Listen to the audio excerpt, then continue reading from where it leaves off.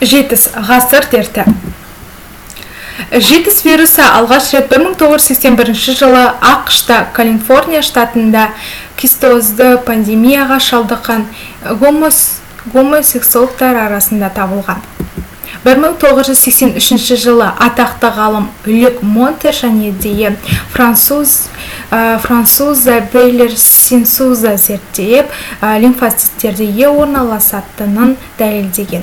1984 жылы ағылшын ғалымы Роберт Голь жетіс вирусын зерттеп, адамда ғана пайда болатынын дәлелдеген.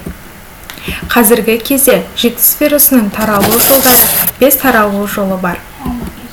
Яғни нашақорлық арқылы көк тамырға жіберілген кезде шприцті бірнеше адамның пайдалануы арқылы және де донорлық жолмен, яғни тексерілген қанды мүшелерді трансформациялау кезеңі гомосексуалистер арқылы. Гомосексуалистер бірдей жыныстар арасындағы жыныстық қатынастар.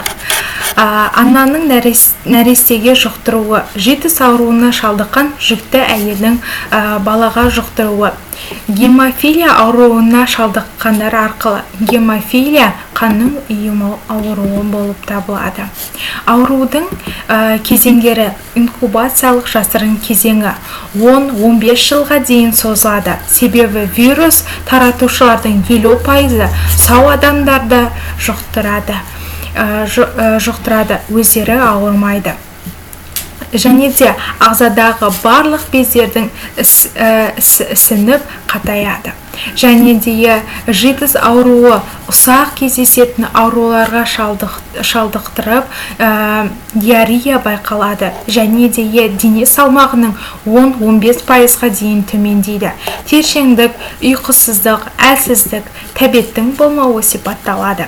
Науқастарда жетіс ауруы адамдардағы қатерлі ісікке шалдыққандардың кистозды пандемияға және де цитогол вирус туғызатын мидың ісік аурулары туғызады.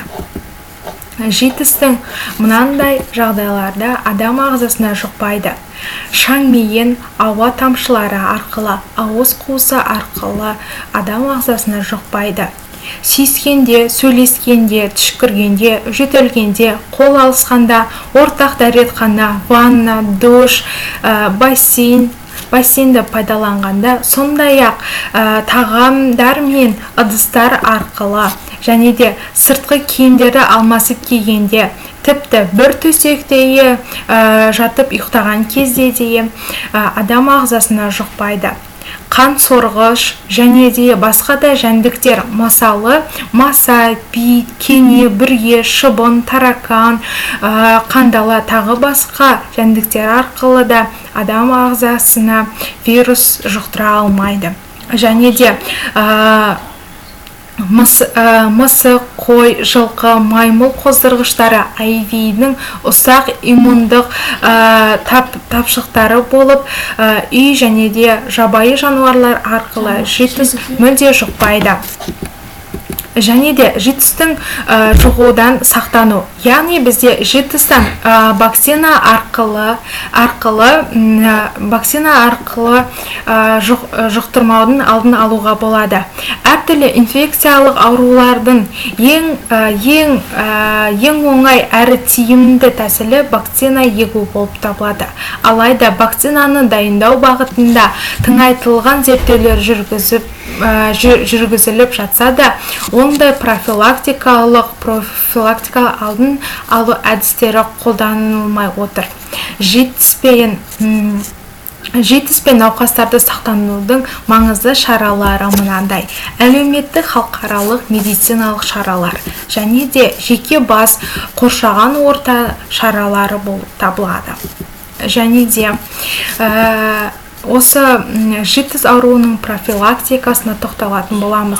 Профилактикасының басты міндеттері жетіс тасымалдаушылардың анықтап, жұғу арнасын жою және де олардың алдын алу мақсатында көптеген елдерде мынандай шаралар қолданылады.